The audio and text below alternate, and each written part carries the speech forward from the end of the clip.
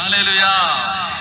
അപ്പോൾ 34-ാം സങ്കീർത്തനത്തിൽ 1-ാം വാക്യം, കർത്താവിനെ ഞാൻ എന്നും സ്തുതിക്കും, അവിടുത്തെ സ്തുതികൾ എപ്പോഴും എന്റെ അധരങ്ങളിൽ ഉണ്ടായിരിക്കും. എല്ലാ സാഹചര്യത്തെയും ഓർത്ത് കർത്താവിനെ സ്തുതിക്കണം. എല്ലാ സാഹചര്യവും. അതിപ്പോ നിങ്ങൾക്ക് രോഗമുണ്ടെങ്കിൽ, കഷ്ടതയുണ്ടെങ്കിൽ, ക്ലേശമുണ്ടെങ്കിൽ, ദാരിദ്ര്യമുണ്ടെങ്കിൽ, അപമാനം ഉണ്ടെങ്കിൽ, പ്രിയമക്കളെ കണ്ണും പൂട്ടി വിശ്വസിക്കുക, ദൈവമറിയാതെ ഒന്നും നിങ്ങളുടെ ജീവിതത്തിലോ എന്റെ ജീവിതത്തിലോ സംഭവിച്ചിട്ടില്ല. അതെല്ലാം ദൈവം നന്മയ്ക്കായി മാറ്റിയിരിക്കും. അവയെ ദൈവം മാറ്റി എഴുതും. അതിന്റെ തലവര ദൈവം തിരുത്തി എഴുതും. എല്ലാ തകർച്ചകളിലും ദൈവത്തെ സ്തുതിക്കണം. പിന്നെ കേട്ടുകൊണ്ടിരിക്കുന്ന പ്രിയപ്പെട്ട സഹോദരങ്ങളെ, നിങ്ങളുടെ എന്റെയും മനസ്സിൽ ഭാരങ്ങളുണ്ടാവാം, രോഗം നിങ്ങളെ അലട്ടുന്നുണ്ടാവാം, പ്രിയപ്പെട്ടവരുടെ മരണം നിങ്ങൾക്ക് വേദന സമ്മാനിച്ചിട്ടുണ്ടാവാം, സാമ്പത്തിക ബാധ്യതയിലായിരിക്കാം നിങ്ങൾ ഇവിടെ നിൽക്കുന്നത്, മക്കളെ ഓർത്ത് നിങ്ങൾ ഭാരപ്പെടുന്നുണ്ടാവാം, നിങ്ങളുടെ ജീവിതം കണ്ണുനീര് തോരാത്ത പെരുമഴയായി കണ്ണുനീര് പെയ്യുന്ന ഒരു ജീവിതമായിരിക്കാം. ദൈവനാമത്തിൽ ഈ സന്ധ്യയിൽ നിങ്ങളെ ഞാൻ അറിയിക്കുന്നു, ഈ തകർച്ച ദൈവമറിയാതെ വന്നതല്ല. ഈ തകർച്ച കർത്താവ് അറിയാതെ സംഭവിച്ചതല്ല. ദൈവം നിങ്ങളുടെ ജീവിതത്തിൽ ഇടപെടാൻ ദൈവം ഒരുക്കിയ ഒരവസരമാണ് ഈ തകർച്ച. ഈശോ കയറിയ വഞ്ചിയിൽ കാറ്റടിച്ചപ്പോ ആ കാറ്റിലും കടലിരമ്പത്തിലും നടുവിലൂടെ ശിഷ്യന്മാരെ അക്കരെ എത്തിച്ച കർത്താവ് അറിയാതെ അല്ല ആ കടലിലെ കാറ്റ് വീശി. പിശാചാണ് ഇത് കൊണ്ടുവന്നത്. എന്നാൽ കർത്താവ് പറഞ്ഞു, അല്പവിശ്വാസികളെ, ഈ കൊടുങ്കാറ്റിന്റെ നടുവിലൂടെ നിന്നെ അക്കരെ എത്തിക്കാൻ എനിക്ക് കഴിയും എന്ന് നീ അറിയാനാണ് ഈ കാറ്റിപ്പോൾ ആഞ്ഞടിക്കുന്നത്. ഈ കൊടുങ്കാറ്റിന്റെ നടുവിലൂടെ നിന്നെ അക്കരെ എത്തിക്കാൻ എനിക്ക് കഴിവുണ്ടെന്ന് എനിക്കറിയാം, പക്ഷെ നിനക്കറിയില്ല. നീ അത് അറിയാനാണ് ഇപ്പോൾ ഈ കാറ്റടിച്ചുകൊണ്ടിരിക്കുന്നത്. നിന്നെ ഞാനൊരു പോറല് പോലും ഏൽപ്പിക്കാതെ അക്കരെ എത്തിക്കും. ഇത് വിശ്വസിക്കും മക്കളെ. നമ്മുടെ കുടുംബത്തെ കർത്താവ് രക്ഷപ്പെടുത്തും. പറ ആമേൻ. നിങ്ങളുടെ ജീവിതത്തെ കർത്താവ് രക്ഷപ്പെടുത്തും. പറ ആമേൻ. ദൈവം രക്ഷപ്പെടുത്തും. അതുകൊണ്ട് എല്ലാ തകർച്ചയും ഓർത്ത് ദൈവത്തെ സ്തുതിക്കാം. എല്ലാ തകർച്ചയും. ഇപ്പൊ എന്തെല്ലാം വേദനയിലാണോ നിങ്ങൾ നിൽക്കുന്നത്, നല്ല തീച്ചുളക്കകത്താണ് നിങ്ങൾ ഇപ്പൊ നിൽക്കുന്നത്. നിങ്ങൾക്ക് മാനസികമായിട്ട് നിങ്ങൾ തകർന്നാണ് നിൽക്കുന്നത്. ഈ സന്ധ്യയിൽ നിങ്ങൾ ദൈവത്തിന്റെ വചനം കേൾക്കാൻ വരുമ്പോ നിങ്ങൾ ആകെ പൊട്ടി തകർന്ന് നിൽക്കണം. ഒരു വഴിയിൽ എന്റെ പ്രിയപ്പെട്ട മകനെ, മകളെ, ദൈവത്തെ സ്നേഹിക്കുന്നവർക്ക്, അവിടുത്തെ പദ്ധതി അനുസരിച്ച് വിളിക്കപ്പെട്ടവർക്ക് ദൈവം എല്ലാം നന്മയ്ക്കായി മാറ്റിയിരിക്കും. കർത്താവിനെ ഞാൻ എന്ന് പുകഴ്ത്തും, അവിടുത്തെ സ്തുതികൾ എപ്പോഴും എന്റെ അധരത്തിലുണ്ട്. എന്നിട്ട് അദ്ദേഹം പറയുകയാണ്, നിങ്ങളും വരിക, നമുക്ക് ഒരുമിച്ച് കർത്താവിനെ മഹത്വപ്പെടുത്താം. അദ്ദേഹത്തിന്റെ കൂട്ടുകാരെ അദ്ദേഹം വിളിക്കുകയാണ്, വരിക, നമുക്ക് ഒരുമിച്ച് കർത്താവിനെ മഹത്വപ്പെടുത്താം, നമുക്ക് ഒരുമിച്ച് അവിടുത്തെ നാമത്തെ സ്തുതിക്കാം. അത് കേട്ട് പീഡിതർ ആനന്ദിക്കും.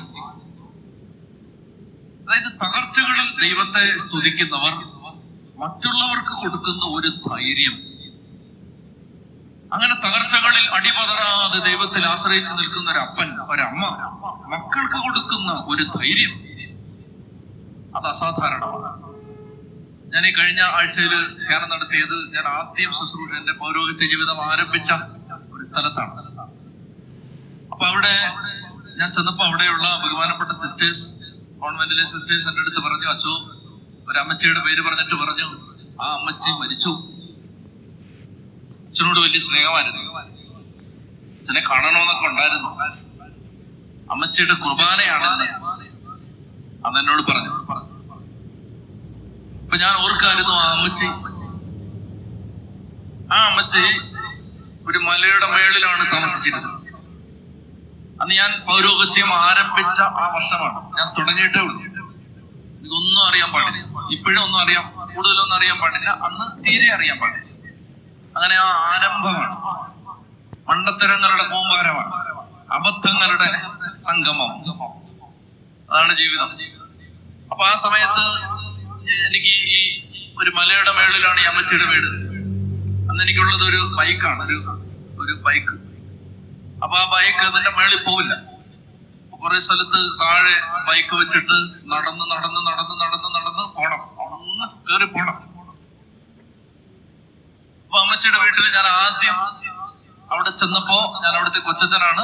അപ്പൊ വികാരിയച്ഛൻ എന്നോട് പറഞ്ഞിരിക്കുകയാണ് ഈ പള്ളി ഈ മല അച്ഛൻ്റെതാണ്, അച്ഛനിക്ക് ഔദാര്യമായിട്ട് തന്നിരിക്കുകയാണ്. അപ്പൊ അതുകൊണ്ട് അവിടുത്തെ വീടുകളിലെല്ലാം ഞാൻ കയറിയ കൂട്ടത്തിൽ ഈ അമ്മച്ചിയുടെ വീട്ടിൽ ഞാൻ വിചാരിച്ചു, ദൈവമേ ദൂരെ വലിയ മലയിലായി ഈ അമ്മച്ചി താമസിക്കുന്നു. ഏതാനും നാളുകൾ കഴിഞ്ഞപ്പോ അമ്മച്ചി എന്നെ വിളിച്ചിട്ട് എന്റെ അടുത്ത് പറഞ്ഞു, അച്ഛാ അച്ഛനൊന്ന് വരുമോ? അമ്മച്ചി എന്നോട് വരാൻ പറയരുത്, ഭയങ്കര മലയിലാണ്. ഞാൻ പറഞ്ഞു, അമ്മച്ചി ഞാൻ വരാം. അങ്ങനെ ഒരു 3-4 ദിവസം കഴിഞ്ഞിട്ട് ഞാൻ പോയി. അവിടെ ചെന്നപ്പോ അമ്മച്ചി പറഞ്ഞു, എന്നാ വേണ്ടെന്ന് ചോദിച്ചു. ഞാൻ പറഞ്ഞു, ഇപ്പൊ ഒരു ബിരിയാണി കഴിച്ച കൊള്ളാം, ഉണ്ടോ? അതൊന്നുമില്ല. എന്നാ പിന്നെ ഇവിടെ ഉള്ളത് അത് പറ. അപ്പൊ എന്നോട് പറഞ്ഞു, ഞാൻ ഒരു കട്ടൻ ചായ തരാം. പാവപ്പെട്ട അമ്മച്ചിയാ, ഒന്നുമില്ല, ഒരു ചെറിയ വീട്, ഒന്നുമില്ലാത്ത അമ്മച്ചിയാ. ബിരിയാണി എന്നൊക്കെ പറഞ്ഞ അമ്മച്ചി തലയിറങ്ങി വീഴും. അമ്മച്ചി പറഞ്ഞു, ഞാൻ ഒരു കട്ടൻ ചായ തരാന്ന് പറഞ്ഞു. അതേ ഉള്ളു ഇവിടെ, കട്ടൻ ചായയെങ്കിൽ കട്ടൻ ചായ. അങ്ങനെ അമ്മച്ചി കട്ടൻ ചായ തന്നു. ഞാനത് കുടിച്ചോണ്ടിരിക്കുമ്പോ എന്റെ അടുത്ത് പറഞ്ഞു, എന്തിനാ വിളിച്ചാന്നറിയാമോ? ഞാൻ പറഞ്ഞു, എന്തിനാ? എനിക്ക് അടുക്കള പണിയാൻ പഞ്ചായത്തിൽ നിന്ന് 20,000 രൂപ കിട്ടി. അതിനാണ് എന്നെ വിളിച്ചത്. അപ്പൊ എന്നോട് പറയാണ്, അച്ഛൻ വന്ന് പ്രാർത്ഥിച്ചിട്ട് വേണം എനിക്കത് തുടങ്ങാൻ. അമ്മച്ചി ഇങ്ങനൊന്നും ചെയ്യാൻ പാടില്ല. ഞാനോട് നേരത്തെ ഫോണിൽ കൂടെ പറഞ്ഞായിരുന്നു, ഞാൻ ഫോണിൽ കൂടെ ഒക്കെ പ്രാർത്ഥിച്ചില്ല. അപ്പൊ അമ്മച്ചി പറയണം, അച്ഛാ എന്റെ ഒരു ആഗ്രഹം, അച്ഛൻ പ്രാർത്ഥിക്കും. അങ്ങനെ ഞാൻ പ്രാർത്ഥിച്ച് അമ്മച്ചി എന്നോട് പറഞ്ഞു, അച്ഛാ ഇനി അച്ഛൻ വന്ന് പ്രാർത്ഥിച്ചിട്ട് വേണം ഞാൻ ഇതിന്റെ അടുപ്പ് കത്തിക്കാൻ, അടുക്കള പണി തീർന്നിട്ട്. അമ്മ ഇനിയും വരണമല്ലോ എന്ന് ഞാൻ പറഞ്ഞു. ഏതായാലും ഞാൻ തിരിച്ചു പോയി. 1-2 മാസം അത്രയും സമയം എടുത്തു. 20,000 രൂപ ആവും. അമ്മച്ചി ഈ അടുക്കള പണിയാന്ന് പറഞ്ഞ അടുക്കള മെയിൻ്റനൻസ് ചെയ്തു, ഒപ്പിച്ച് വെച്ചു. എന്നിട്ട് എന്നെ വിളിയോടെ വിളി, അച്ഛാ മഴയാ അച്ഛാ, വെളിയിൽ അച്ഛാ ഇപ്പൊ എല്ലാം വെക്കുന്ന വാ അച്ഛാ. ഞാൻ ചെന്നു. ഞാൻ പറഞ്ഞു, കട്ടൻ ചായ വേണം. കട്ടൻ ചായ കുടിക്കുമ്പോ ഞാൻ അമ്മച്ചോട് പറഞ്ഞു, ഇവിടെ നിന്ന് എനിക്കൊരു കാര്യം പറയാം. പഞ്ചായത്തുകാരൊക്കെ ഇപ്പൊ നല്ല ഔദാര്യമുള്ളവരാണ്. ഇനി അവര് കക്കൂസ് തരും, കിണറ് തരും. എന്നെ വിളിക്കരുത്. എല്ലാം ചേർത്ത് ഒരു പ്രാർത്ഥന ഇപ്പൊ ഞാൻ പ്രാർത്ഥിച്ചു തരികയാണ്. ഇനി എന്നെ വിളിക്കരുത്. പഞ്ചായത്തിൽ നിന്ന് ഇപ്പൊ ഇഷ്ടം പോലെ സഹായം കിട്ടുന്നുണ്ട്. അപ്പൊ അമ്മച്ചി ചിരിച്ചിട്ട് എന്നോട് പറഞ്ഞു, ഇനി വിളിക്കരുത്. ഒരാഴ്ച കഴിഞ്ഞപ്പോ എന്നെ വിളിച്ചു, ഇങ്ങോട്ട് വരുമോ? അപ്പൊ എനിക്ക് മനസ്സിലായി, പഞ്ചായത്തുകാർ ഇതാ അടുത്തത് അനുവദിച്ചു കഴിഞ്ഞു. അപ്പൊ ഞാൻ ചോദിച്ചു, അമ്മച്ചി പുതിയത് വല്ല അനുവദിച്ചോ? അപ്പൊ സങ്കടമാണ്. ഞാൻ പറയുന്ന എന്റെ നേരം പോക്കിനോട് റെസ്പോണ്ട് ചെയ്യുന്നില്ല. ഇങ്ങോട്ട് വരുമോ? അത്യാവശ്യം ഇങ്ങോട്ട് വരുമോ? ഞാൻ പോയി. ചെലമേനടുത്ത് പറഞ്ഞു, ആ മുറിയില് ഒരാൾ കിടപ്പുണ്ടെന്ന് കാണാൻ പറഞ്ഞു. അപ്പൊ എനിക്ക് അമ്മച്ചി മാത്രമേ അവിടെ താമസമുള്ളൂ എന്റെ അറിവിൽ. ഞാൻ മുറിയിലേക്ക് ചെന്ന് നോക്കുമ്പോ താടിയൊക്കെ വളർത്തി, കണ്ണൊക്കെ കുഴിഞ്ഞ് മെലിഞ്ഞ് അസ്ഥിവഞ്ചരമായി ഒരു ചെറുപ്പക്കാരൻ കട്ടിലെ കിടപ്പുണ്ട്. ഞാൻ ചോദിച്ചു, ഇതാരാ? എന്റെ മോനാന്ന് പറഞ്ഞു. ഞാൻ പറഞ്ഞു, എന്റെ അറിവിൽ ഇങ്ങനൊരു മോനില്ലല്ലോ. അമ്മച്ചി പറയാണ്, അച്ഛാ 12ാമത്തെ വയസ്സിൽ വീട്ടിൽ നിന്ന് വീട് വിട്ട് ഒളിച്ചോടിപ്പോയതാണ്. പിന്നെ ഇപ്പോഴാ വരുന്നത് മരണാസന്ന നിലയിൽ. അവൻ എന്റെ അടുത്ത് പറഞ്ഞു, എന്റെ അടുത്തൊന്ന് ഇരിക്കുവോ വെച്ചു. ഞാൻ കസേരയിട്ടിരുന്നു. അവൻ പറഞ്ഞു, അമ്മച്ചി ഇവിടുന്ന് പുറത്ത് വെക്കാൻ പറയും. ഞാൻ പറഞ്ഞു, അമ്മച്ചി എനിക്ക് കട്ടൻ ചായ. അമ്മച്ചി കട്ടൻ ചായ ഇല്ല. അപ്പൊ ഈ ചേട്ടൻ എന്നോട് പറയുകയാണ്, അച്ഛാ അമ്മച്ചിയോട് പറയണ്ട. ഇപ്പൊ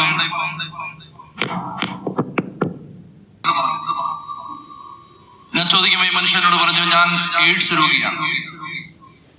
ഞാൻ ചോദിച്ചു, നിന്റെ നീ വീട് വിട്ട് ഇറങ്ങിപ്പോയി? അവൻ പറഞ്ഞു, അച്ഛാ വലിയ ദാരിദ്ര്യം, അപ്പന്റെ മദ്യപാനം, കുടുംബത്തിലെ ഞെരുക്കം, ഒരു കൊച്ചുകുട്ടിക്ക് താങ്ങാനാവാത്ത വേദനയുടെ ആധിക്യം.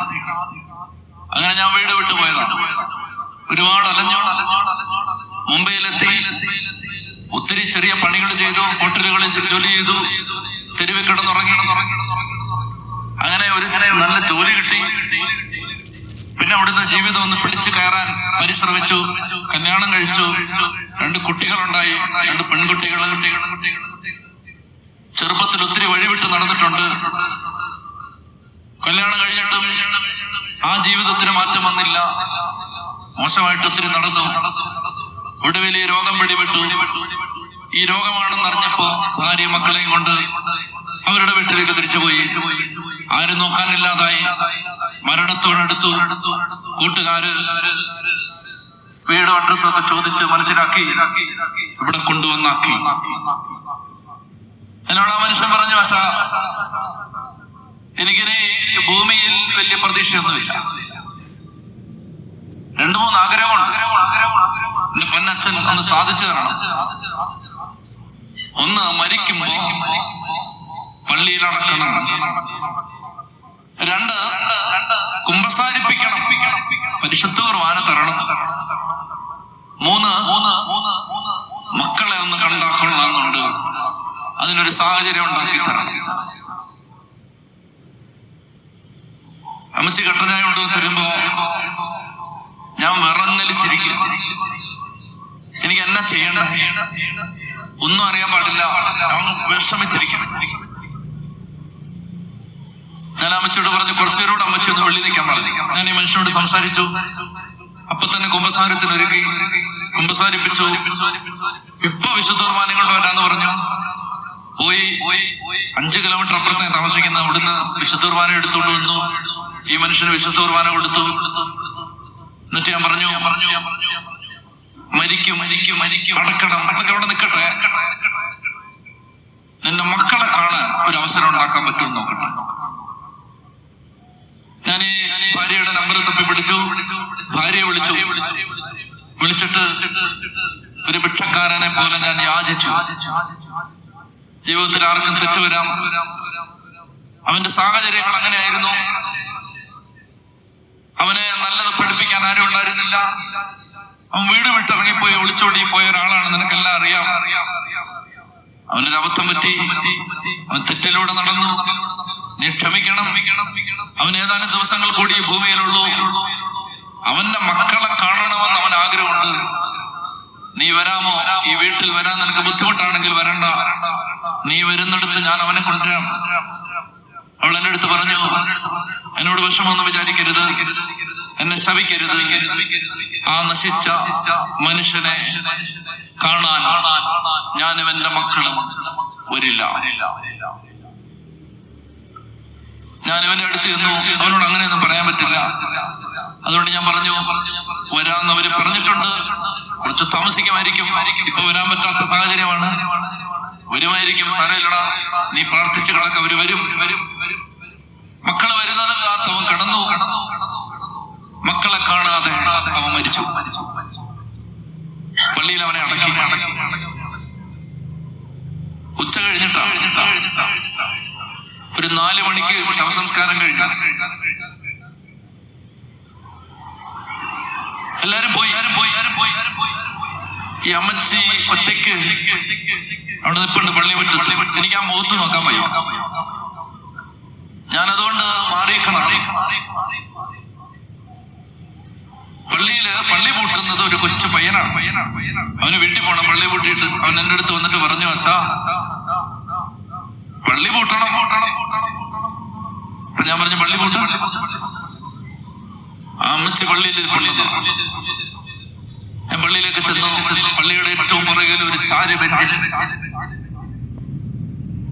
നിശ്ചേതനയായി എവിടേക്കോ ഇങ്ങനെ നോക്കി ഒരു കല്ല് പോലെ ഈ അമ്മ ഇരിപ്പുണ്ട്.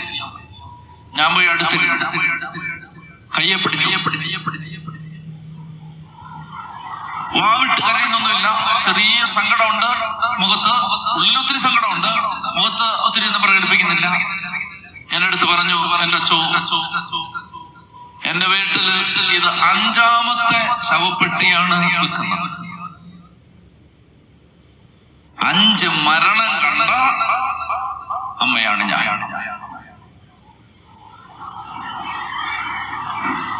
അപ്പൊ ഞാൻ പറഞ്ഞു മിസ് പോകുന്നില്ലേ വീട്ടില്?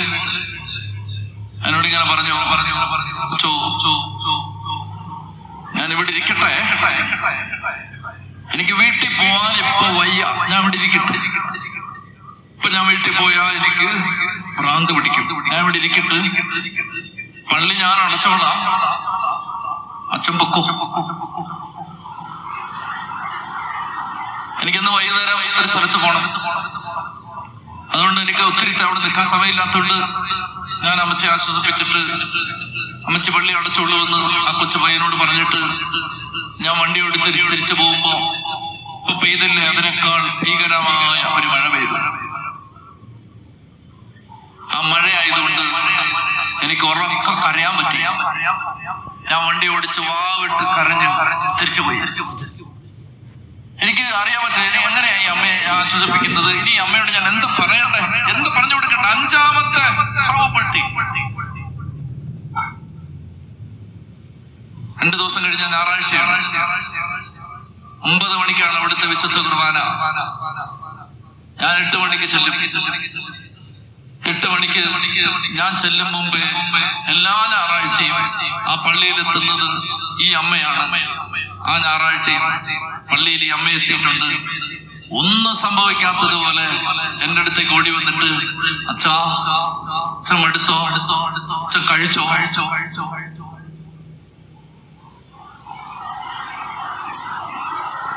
ദാവീദ് പറയുകയാണ്, നിങ്ങൾ എന്നോടൊത്ത് ദൈവത്തെ സ്തുതിക്ക്, അത് കേട്ട് പീഡിതർ ആനന്ദിക്കട്ടെ.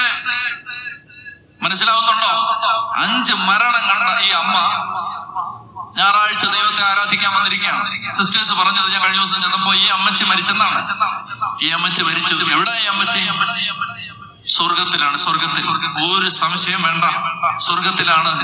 നമ്മളെപ്പോലുള്ള പീഡിതർക്ക് പിടിച്ചു നിൽക്കാൻ ഇതുപോലെയുള്ള പ്രകാശഗോപുരങ്ങൾ ബലമാണ്, ശക്തിയാണ്. ചൊല്ലി പറഞ്ഞേ ഹല്ലേലൂയാ. എന്റെ പ്രിയപ്പെട്ട സഹോദരങ്ങളെ, ദാവീദ് പറയുകയാണ്, നമുക്കൊരുമിച്ച് കർത്താവെ സ്തുതിക്കാം.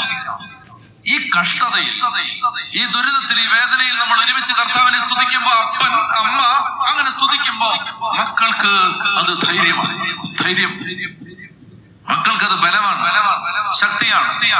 തോറ്റുപോകാത്ത, പരാജയപ്പെടാത്ത ഒരു ആത്മവീര്യത്തിന്റെ ശക്തി തലമുറയുടെ സിരകളിലേക്ക് കുത്തിവെക്കാൻ നിങ്ങളുടെ വിശ്വാസത്തിന്റെ ധൈര്യം മാതാപിതാക്കളെ നിങ്ങൾ നിങ്ങളുടെ മക്കളുടെ മുമ്പിൽ പ്രകടിപ്പിക്കണം എന്ന് പരിശുദ്ധാത്മാവ് ആഗ്രഹിക്കുന്നു.